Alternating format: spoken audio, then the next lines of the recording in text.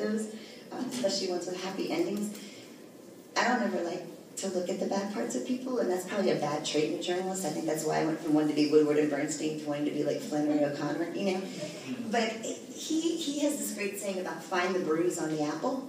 And the idea is that, you know, no matter how perfect somebody looks or how beautiful they are, there's something wrong that makes them human. It doesn't make them bad, it just makes them human. If you have the most perfect apple in the world, it's probably made out of wax.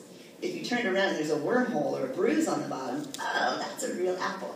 So he's always pushing me to find that. And the Leros, the family that adopted this little girl, is like, where's the bruise? You know, what is possibly wrong with these people that would give up everything to take in this little damaged little girl? And it didn't come to light till they let us spend the night with them that night. They were putting Danny to bed, and Melissa was in there taking pictures of them putting Danny to bed. And I said to the little boy, William, who was 10, I said, where's your bedroom? And he said, I don't really have a bedroom. He said, that used to be my bedroom, but Danny needed a bedroom more than mine, so I helped my mom and we painted pink. And I was like, well, where do you sleep, honey? He's a little 10-year-old guy, you know. He said, well, I sleep downstairs.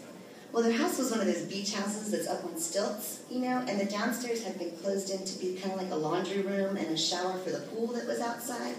It wasn't a bedroom for a little boy, you know. He had a little mattress in the corner, and he had walkie-talkies. And he would call up and he'd go, Mom, are you still up there? Because you couldn't even walk to his room from the house. You had to go outside these stairs and down the stairs and around. And he was scared, you know. And he had this little stuffed dog.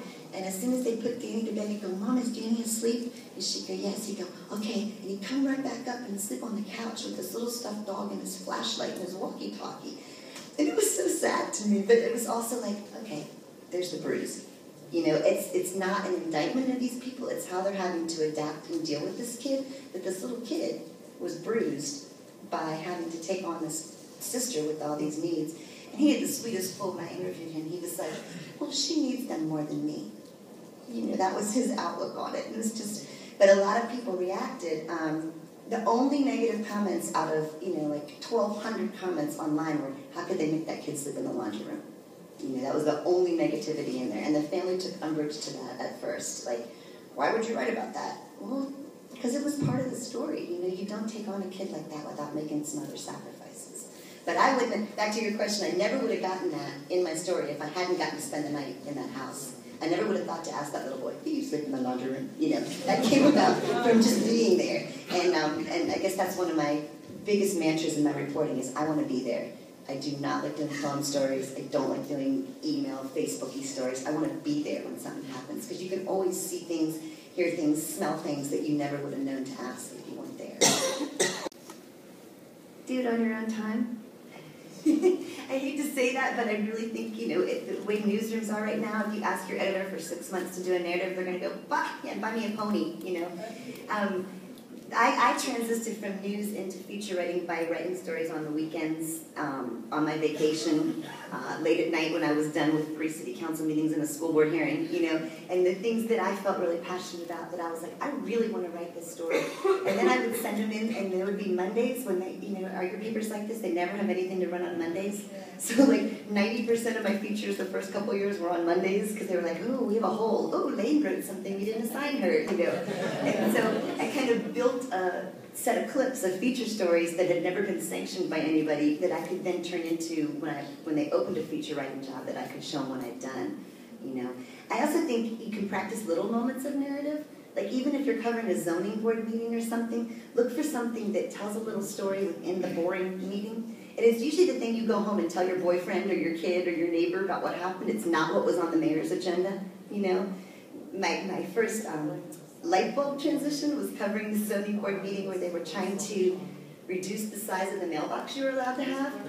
Oh, that's so excited. You guys probably all had to write stories like that, right? And I'm like, oh my God, it's like 10:30. Can you get to the mailbox issue already, you know? And there's this old man in the back of the city council chambers, and he's holding this like giant, ugly-ass owl mailbox. And he's like, you mean to tell me I can't put my grandson Chad's mailbox up in front of my house? And all of a sudden I woke up and I was like, that's a much better story than the zoning board meeting, you know, and I wrote my zoning board meeting and I turned it in, and then I had another half an hour before deadline, and I wrote this little Owlman story, and they ended up putting the Owlman on the front page, and the zoning board was a brief on like B7, you know, and I was like, ah, that was like the, you know, the golden moment of my career. It was like, I can do both. I can tell the news story they want me to tell, but I can tell it like a story, like a narrative, and I don't have to follow this city council script. You know, so kind of just being aware of them and finding little moments. That owl story was maybe 10 inches. You know, it wasn't a big exhaustive anything, but allowing myself the freedom to write a story and not just report a news item, you know, I think it was a huge transitional point for me. Narrate it from the person's perspective that I was writing about. So take me out completely. And for the first section, I'm going to be the cop. What does it feel like to be that cop walking in that room? For the second section, I'm parents. What does it feel like to fall in love with this little face and then realize, oh my God, this kid is so damaged? And the third section, I tried really hard to be the birth mother. She was about my age. What would that be like to find out at age 42 that you're pregnant with a kid, with a dad you couldn't remember the name from, your house is burned down, your husband's dead, and you don't know what to do, and try to put myself so that I'm empathizing with their character rather than reflecting my own emotions. It was hard.